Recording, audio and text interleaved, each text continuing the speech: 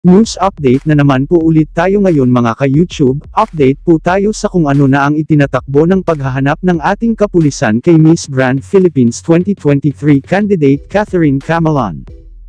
Ayon sa Calabarzon Police, may natukoy na silang person of interest sa pagkawala ni Miss Catherine Camalon.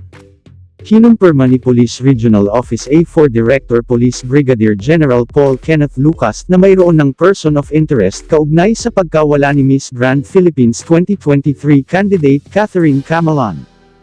Bagamat walang ibang detalye na ipinahayag si Lucas, binigyan niya naman ng katiyakan ang pamilya ng beauty queen na makauuwi ng ligtas ang dalaga. Matatandaan na naiulat na nawawala si Catherine noong October 12, 2023 at huli umano itong nakita sa Bawan, Batangas. Sa ngayon puspusan pa ang ginagawang paghahanap ng kapulisan sa posibleng kinaroroonan ng dalaga.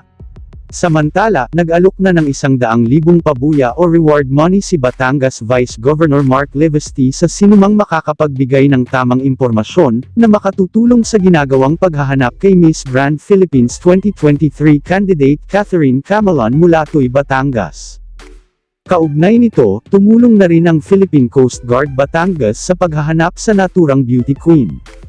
Iniimbestigahan na ang mga manifest ng mga pasahero ng mga barko at kasabay na binabantayan na rin ang Port of Batangas. Hinihimok naman ni Batangas Police Chief Colonel Samson Belmonte ang sinumang may impormasyon ukol kay Catherine na agad na makipag-ugnayan sa Tuy Municipal Police Station. Sa inilabas na opisyal na pahayag ng Batangas PPO, sinabi ni Belmonte na ang lahat ng police station at units sa pangunguna ng Tuy Municipal Police Station ay tulong-tulong sa paghahanap sa 26 years old na high school teacher.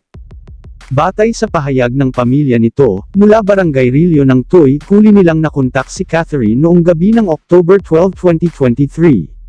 Sakay ito sa kanyang Nissan Juke nang umalis ng bahay, at hanggang sa ngayon ay hindi pa rin ito nakauwi o nagpaparamdam sa kanyang pamilya ang nasabing dalaga. At yan po muna ang ating update sa kaso ni Miss Grand Philippines 2023 candidate Catherine Camalon mga ka-YouTube. Patuloy po nating susundan ang magiging kaganapan pa sa isyong ito, kaya kung hindi pa po kayo nakasubscribe sa aming channel, pasubscribe na lang din po at pakiclick na rin ang notification bell para updated po kayo sa susunod pa nating mga update. Maraming salamat po. To God be all the glory and God bless us all.